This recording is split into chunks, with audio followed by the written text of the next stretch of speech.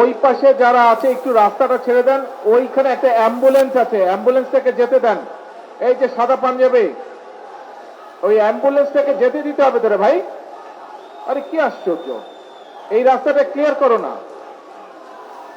এই রাস্তাটা ক্লিয়ার করে অ্যাম্বুলেন্সটাকে যেতে দাও। এই রাজ, তুমি যাও, ওই তোমার সাথে কয়েকজনকে নাও, ওই অ্যাম্বুলেন্সটা ক্লিয়ার করো, ওই রাস্তাটা ক্লিয়ার করো ওখানে। আমাকে সাংগঠনিক কাজে অফিসে আসতে হবে, কিন্তু প্রতিদিন যদি রাস্তা এইভাবে করে বন্ধ করে দেওয়া হয় তাতে কিন্তু দলের বদনাম হবে, মানুষের কষ্ট হবে। ঠিক আছে, এইভাবে প্রতিদিন রাস্তা বন্ধ করা যাবে না।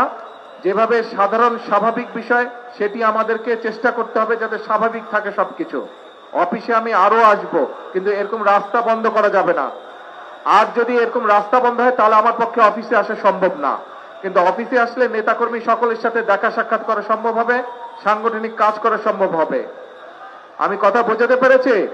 রাস্তা বন্ধ করা যাবে না। যদি আমাকে পল্টন অফিসে দেখতে চান সবাই আপনারা, তাহলে রাস্তার পরিবেশ স্বাভাবিক রাখতে হবে। রাস্তা এরকম বন্ধ করা যাবে না, মানুষের চলাচলে বাধা বিঘ্ন দেওয়া যাবে না।